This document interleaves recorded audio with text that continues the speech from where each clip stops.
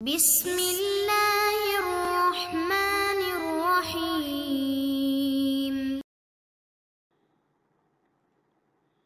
اعوذ باللہ من الشیطان الرجیم، بسم اللہ الرحمن الرحیم، وبہ نستعین۔ الحمدللہ ہماری گفتگو کفایت الاصول کے حصہ سوم کے مقصد سابع میں ہے، اور مقصد سابع جو ہے وہ اصول عملیہ کے بارے میں ہے۔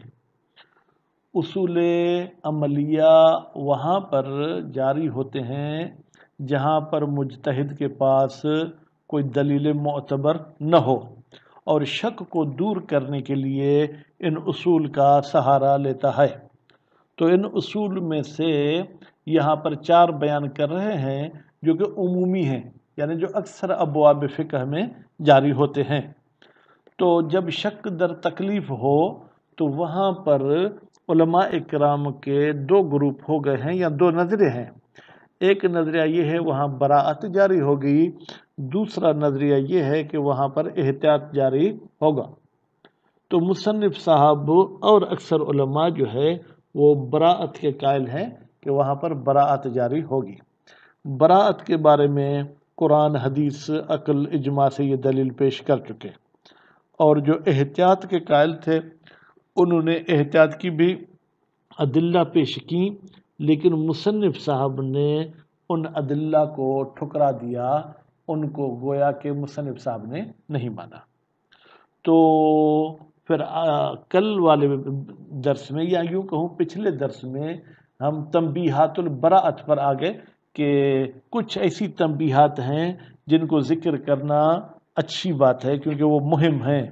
ان میں سے پہلی تنبیہ تو یہ تھی کہ اگر ایک ہی جگہ پر اصل موضوعی بھی جاری ہو اور اصالت البراءت کہیں یا اصل حکمی بھی جاری ہو تو کیا جاری کریں گے؟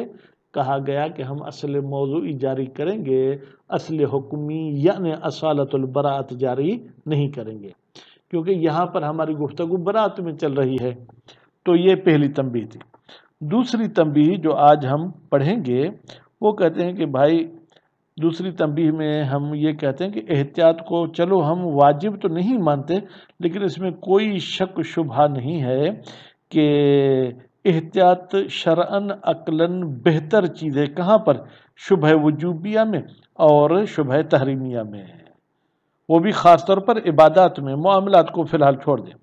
خوب، کہتے ہیں کہ بھائی کسی چیز کے وجوب میں اگر آپ کو شبہ ہے تو احتیاط کی تقاضا یہ ہے کہ اس کو انجام دے دیں۔ کسی چیز کے حرمت میں آپ کو شبہ ہے تو احتیاط یہ ہے کہ آپ اس کو ترک کر دیں۔ خوب، اس کی مثالیں بھی ہم نے دعا عند رؤیت الہلال اور جو ہے کہ شرب تتن کی پڑھی تھی۔ خوب، پھر فرماتے ہیں کہ یہ جو آپ کہہ رہے ہیں کہ احتیاط کریں تو پھر کیا اس پر کوئی ثواب بھی ملے گا یا کوئی ثواب نہیں ملے گا؟ کہتے ہیں ظاہراً تو یہی ہے کہ اس انسان کو ثواب ملنا چاہیے۔ کیوں؟ اس لیے کہ یہ احتمال دیتا ہے کہ شاید اس واجب کے بارے میں کوئی امر آیا ہو، اور احتمال دیتا ہے کہ اس حرام کے لیے شاید کوئی نہیں آئی ہے، تو اس لیے جو ہے کیا جناب ان پر احتمال امر النہی کو مد نظر رکھتے ہوئے یہ اگر احتیاط کرے تو اس کو ثواب مل سکتا ہے۔ اب وہ مولوی صاحبان اور طلاب اعتراض کرنے کے شوقین ہوتے ہیں، کہتے ہیں یہاں پر آپ کیسے احتیاط کریں گے، خاص طور پر جب کوئی ایسی عبادت ہو جہاں پر ہمیں شبہ ہو رہا ہے کہ یہ واجب ہے یا غیر مستحب۔ غیر مستحب یعنی کیا؟ مثلا مکروہ ہے یا حرام، تو وہاں پر کیا کریں گے؟ جیسے آج کل کے زمانے میں ایک بحث چل رہی ہے کہ جمعہ پڑھنا، جمعہ نماز واجب ہے یا حرام۔ اب واجب کے احتیاط کی تقاضا یہ ہے کہ انجام دیں، حرام کے احتیاط کی تقاضا یہ ہے کہ آپ اس کو چھوڑ دیں۔ تو اب اس کو آپ کیا کریں گے؟ جبکہ عبادت میں تو ضروری ہوتا ہے کہ اس کی نیت بھی ہم کیا کریں؟ تقرب اللہ کریں، اور تقرب اللہ بھی متوقف ہے کہ ہمیں علم ہو کہ شارع نے اس چیز کا ہمیں حکم دیا ہے۔ تو اب ہم کیسے کریں گے؟ اس کے بعد پھر فرماتے ہیں کہ یہ اشکال احتیاط کو حسن ماننے سے بھی جو ہے کہ وہ ختم نہیں ہوتا۔ اور دوسری بات یہ کہ بھائی احتیاط متوقف ہے امر پر، اور امر گویا کہ متوقف ہے احتیاط پر، تو یہ بھی چیز صحیح نہیں ہوگی، توقف الشیء علی نفس ہی لازم آئے گا۔ تو اب ہم مزید چلتے ہیں عبادت۔ دوسری تنبیہ، انہو بتحقیق شان یہ ہے، لا شبہت کوئی شبہ نہیں، فی حسن الاحتیاط شرعاً و عقلاً، بھائی شرعاً بھی احتیاط اچھی بات ہے، عقلی طور پر بھی احتیاط اچھی بات ہے۔ کہاں پر؟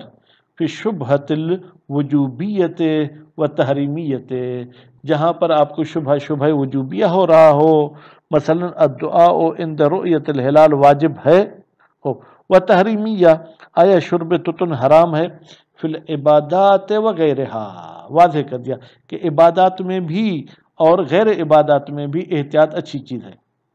کما لا ینبغی، جیسے کہ لا ینبغی کوئی شک کی گنجائش نہیں ہے، شک کرنا بہتر نہیں ہے کس چیز کا، کہ الارتیاب ہم شک کریں پھر استحقاق ثواب، کہ آیا ثواب کا بھی حقدار ہوگا، یعنی ثواب کے حقدار ہونے میں شک نہیں کریں، فی ما اس مورد میں، اذا احتاط جب مکلف صاحب احتیاط کرے، وہ عطا اور واجب والی صورت میں اس کام کو انجام دے، او ترک اور حرمت والی شبہ میں وہ اس کام کو ترک کرے، کیوں؟ بدائی احتمال الامر، اس بات کو مد نظر رکھتے ہوئے کہ بھائی یہ امر کا احتمال مجھے دعوت دیتا ہے کہ میں اس کام کو انجام دوں، اور یہ مجھے جو ہے کیا ہے، نہیں کا احتمال دعوت دیتا ہے کہ میں اس کام کو ترک کروں۔ احتمال امر شبہ وجوبیہ میں اور احتمال نہیں شبہ تحریمیہ میں۔ وربما یشکل، اب یشکل کا فاعل کون ہے؟ کہتے ہیں ظاہراً جو ہے کیا ہے وہ شیخ طوسی صاحب ہیں، ٹھیک ہے، اشکال کیا گیا ہے فی جریان الاحتیاط، احتیاط کے جاری کرنے میں، فی العبادات، عبادات میں، کب؟ عند دوران الامر، جب امر یہاں بمعنی اشتباہ شبہ، جب ہمیں شبہ ہو بین الوجوب وغیر الاستحباب، کہ یہ کام آیا واجب ہے یا غیر مستحب۔ اگر واجب اور مستحب میں ہمیں شبہ ہوتا ہے پھر تو وہاں احتیاط کر سکتے ہیں، کیونکہ دونوں صورتوں میں رجحان تو ہے، البتہ وجوب میں رجحان الفعل منع من الترک ہے، استحباب میں منع من الترک نہیں، لیکن رجحان میں دونوں مشترک ہیں۔ لیکن اگر وجوب اور غیر استحباب میں رجحان ہے ہی نہیں، من جہت وہ اشکال اس لحاظ سے ہے کہ ان العبادت، بتحقیق عبادت، لابد فیہا ضروری ہے عبادت میں، من نیت القربت کہ اس میں قربت کی نیت کریں، المتوقفت اور یہ نیت متوقف ہے، علی العلم بامر شارع، ہمیں علم ہو کہ شارع نے حکم دیا ہے کہ اس کام کو انجام دو، تفصیلاً او اجمالاً، یا تفصیلاً ہمیں امر شارع کا علم ہو، یا کم از کم اجمالاً ہمیں جو ہے کیا ہے وہ علم ہو کہ شارع نے اسے جو ہے کیا ہے وہ اس کا امر کیا ہے، در حالی کے قسم کا امر ہمارے پاس نظر نہیں آتا ہے۔ وہ حسن الاحتیاط عقلاً، چلیں شرعاً تو احتیاط کا حسن ختم ہو گیا، عقلاً آیا احتیاط اچھی بات ہے، کہتے ہیں لا یکاد یجدی، حسن الاحتیاط عقلی کوئی فائدہ نہیں دے گا، پھر رفع الاشکال، اس ہمارے اشکال میں، وہ اشکال یہ تھا کہ عبادت کو اس وقت انجام دیں گے جب امر شارع موجود ہو۔ ولو قیل، اگر کہا جائے، بکونہ بتحقیق احتیاط، موجباً یہ سبب بنتا ہے، لتعلق الامر بہی شرعاً، کہ امر تعلق رکھتا ہو جناب اس کام کے ساتھ کہیں یا احتیاط کے ساتھ شرعی طور پر، کہتے ہیں نہیں بھائی یہ کیسے ہوگا، بداہت، یہ بات بدی ہی ہے، توقف ہو علی ثبوت ہی، بھائی یہ احتیاط کا حسن متوقف ہے جناب کس پر، علی ثبوت ہی، کہ شارع کا امر آیا ہو، ٹھیک ہے، تو توقف العارض علی معروض ہی، گویا کہ آپ جو ہے کیا ہے عارض کو یعنی حسن احتیاط کو متوقف کرتے ہیں اس کے معروض پر، معروض یعنی امر پر، فکیف یعقل، تو پھر یہ کیسے معقول ہو سکتا ہے، یہاں دور لازم آئے گا کہ حسن احتیاط متوقف ہے امر پر، اور امر جو ہے انجام دینا متوقف ہے اس احتیاط پر، فکیف یعقل ان یکون من مبادئ ثبوت المعروض، ثبوت ہی کی ضمیر معروض کی طرف جائے گی، کیسے تصور کیا جائے گا کہ یہ عارض جو ہے یہ معروض کے مبادی میں سے ہے، وَانْقَدَهَا بِذَلِكَ، کہتے ہیں یہ جو ہم نے بات کہی تھی کہ یہاں پر دور لازم آتا ہے کیونکہ احتیاط متوقف ہے حسن احتیاط پر، اور حسن احتیاط متوقف ہے خود احتیاط پر یا اس دلیل پر. کہتے ہیں وَانْقَدَهَا بِذَلِكَ، اس اشکال سے واضح ہو گیا انَّهُ لَا يَكَادُ يُجْدِي فی رفعہ، کہ بھائی یہ احتیاط عقلی یا حسن احتیاط یہ کوئی فائدہ نہیں دیتا فی رفعہ، اس اشکال کے ختم کرنے میں. ایزن یعنی جیسے شرعی احتیاط بھی اس اشکال کو ختم نہیں کر سکتا تھا، اسی طریقے سے عقلی احتیاط بھی ختم نہیں کرے گا. القول بتعلق الامر بہ، کہ ہم قائل ہو جائیں کہ امر تعلق رکھتا ہے احتیاط کے ساتھ، من جہت ترتب ثواب علیہ، اس لحاظ سے کہ ثواب مترتب ہوگا علیہ اس احتیاط پر. ضرورت یہ بات بدیہی ہے کہ انہو، بھائی یہ جو ثواب ہے فرع و امکان ہی، یہ احتیاط کے ممکن ہونے کی فرع ہے، یعنی پہلے احتیاط ممکن ہو تو پھر ثواب کی گنجائش ہوگی. فکیف یکون، تو پھر کیسے یہ ثواب ہوگا من مبادی جریان ہی، احتیاط کے جاری ہونے کے مبادی میں سے نہیں، ایسے نہیں ہو سکتا. ہذا، خوب پکڑ لیں، لے لیں، ان حسن الاحتیاط، بتحقیق احتیاط کا حسن ہونا، لا یکون بکاشف، کہتے ہیں یہ کشف نہیں کرے گا ان تعلق الامر بہی، کہ بھائی تعلق رکھتا ہے امر اس احتیاط کے ساتھ بنحو لم، لم کے ذریعے. لم کیا ہے کہ ہم علت سے معلول کی طرف پہنچیں. خوب، تو ہم یوں کہیں کہ جناب یہ حسن کی وجہ سے احتیاط لازمی ہو جائے گا. ولا ترتب الثواب علیہ، اور ثواب کا مترتب ہونا اس احتیاط پر یہ کشف نہیں کرتا. انہو کی ضمیر کہاں؟ تعلق الامر بنحو ان کا مطلب ہے یہ معلول سے علت تک پہنچنا، یعنی ہم یوں کہیں کہ ثواب معلول ہے امر کا اور اس کے ذریعے ہم امر تک پہنچتے ہیں.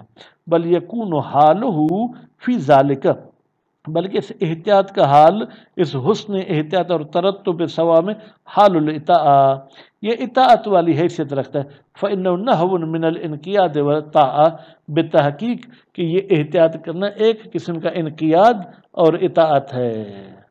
وما قیل، اب یہ اعتراض کیا گیا ہے فی دفع ہی، اس اشکال کے دفع میں کہا گیا من کون المراد بالاحتیاط، کہ بھائی احتیاط سے مراد عبادات میں کیا؟